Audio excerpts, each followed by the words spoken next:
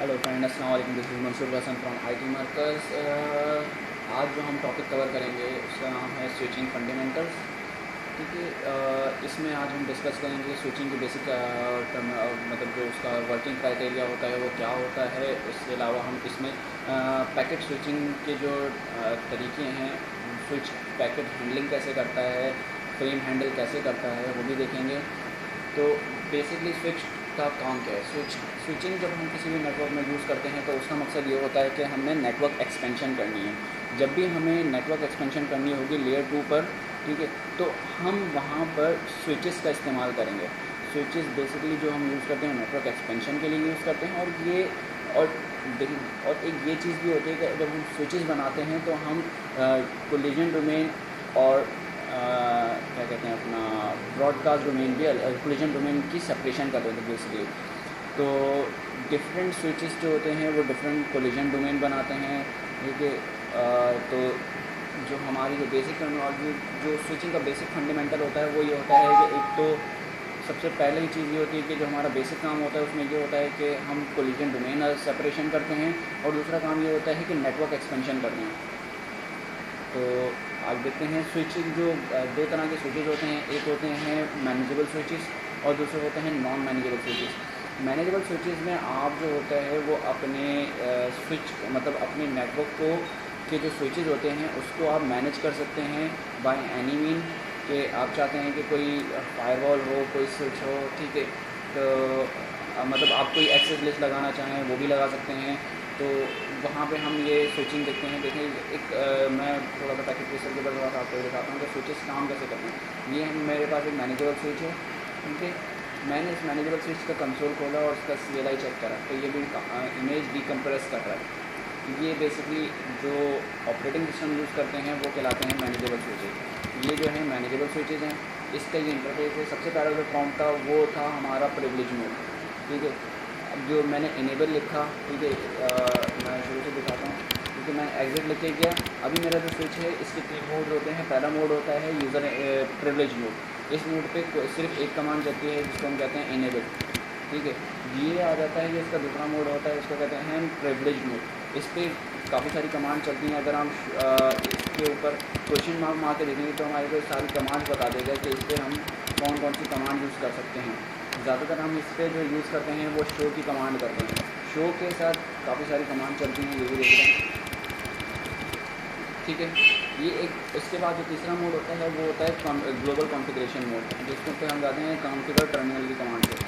इसके ऊपर भी काफ़ी सारी, इस पर हम वो सारी कमांड्स या स्विच की कॉन्फ़िगरेशन करते हैं। यहाँ पर हम एक्सेस लिस्ट बनाते हैं, VLANs बनाते हैं।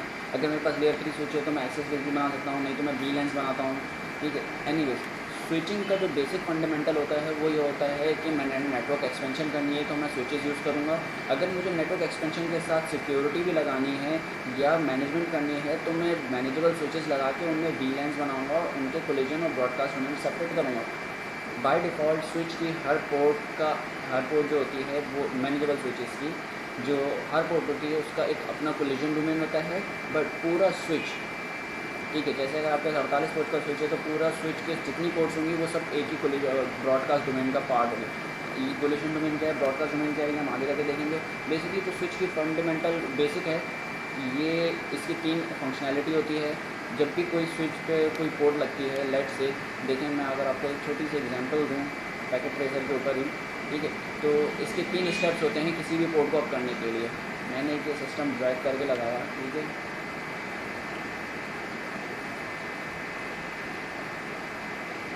मैंने इसको स्ट्रेट केबल से कनेक्ट कर दिया। देखिए ये स्विच वाली पोर्ट अभी तक अप नहीं हुई, ठीक है।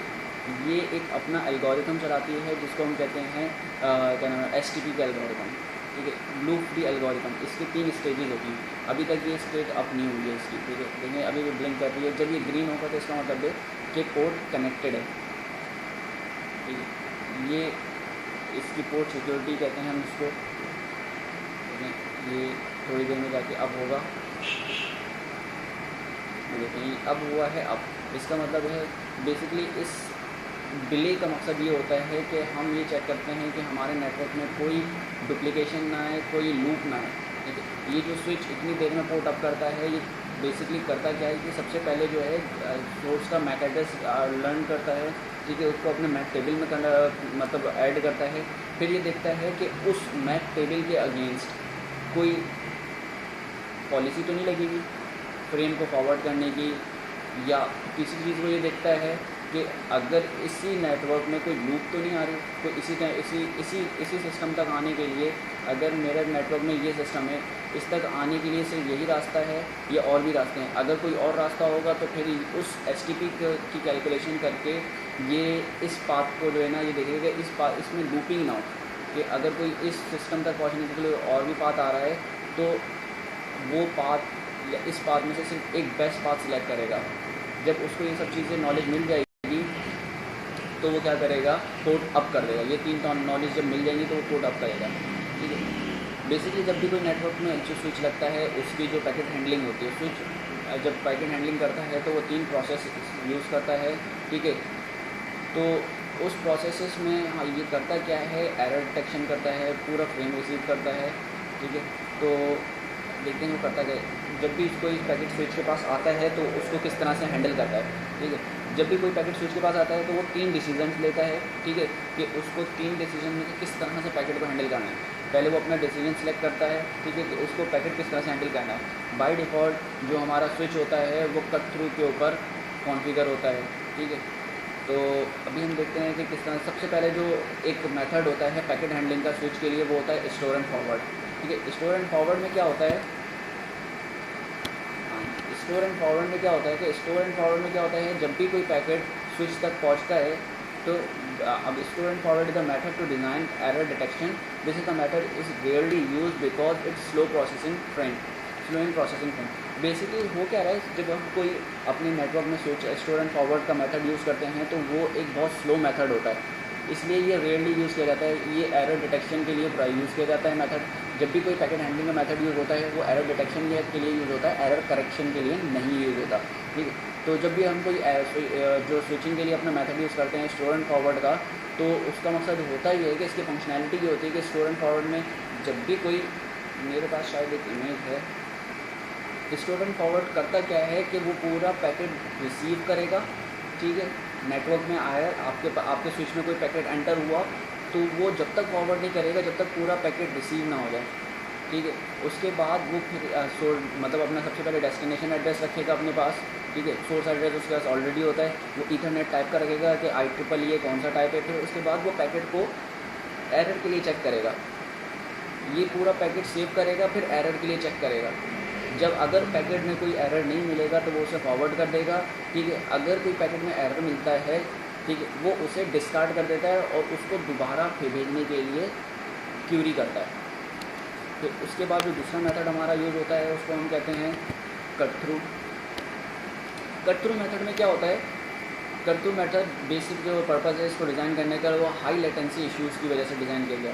इसमें हाई लेटेंसी इश्यूज़ आते हैं, कट थ्रू जो है काफ़ी फास्टेस्ट मेथड है। जब भी आपके पास कोई हाई लेटेंसी इश्यूज़ आते हैं तो आप कट थ्रू यूज़ करते हैं, ठीक है। तो बट कट थ्रू में होता क्या है, इसमें पैकेट एरर चेकिंग नहीं होती। ये सबसे ज़्यादा फास्ट मेथड है पैकेट स्विचिंग का। कट थ्रू की जो फंक्शनल ऑपरेशन है उसमें क्या होता है कि जब भी कोई पैकेट आता है स्विच के पास वो डायरेक्टली फॉरवर्ड हो जाता है, वो ये नहीं स्टोर नहीं करता, वो एरर चेकिंग नहीं करता, वो डेस्टिनेशन एड्रेस रखा उसने अपने पास और पैकेट को फॉरवर्ड कर दिया, बस। कट थ्रू में इतना सा मेथड होता है। इसके बाद जो तीसरा मेथड है हमारे पास वो है फ्रेगमेंट फ्री। फ्रेगमेंट फ्री जो है सबसे रिलायबल और सबसे अच्छा मेथड माना जाता है अब तक, ठीक है। तो उसका बेसिक मकसद ये होता है कि जब भी फ्रेगमेंट फ्री यूज़ करते हैं तो फ्रेगमेंट फ्री करता क्या है कि पैकेट को रिसीव कर रहा होता है और इनिशियल 64 बाइट यूज़ करता है, ठीक है। इनिशियली वो 64 बाइट को रिसीव करेगा, उसको एरर के लिए चेक करेगा, अगर उसमें एरर नहीं हुआ तो वो क्या करेगा, उस पैकेट को फॉरवर्ड कर देगा, वो 64 बाइट को चेक नहीं करेगा, ठीक है। ये है basic handling for switching. Switching handling में फ़िलहाल इतना ही। आगे हम ज़रूर देखेंगे जो आगे मैक टेबल कैसे बनता है, बाकी सारी चीज़ें कैसे होती हैं। इसमें इतना ही। अल्लाह।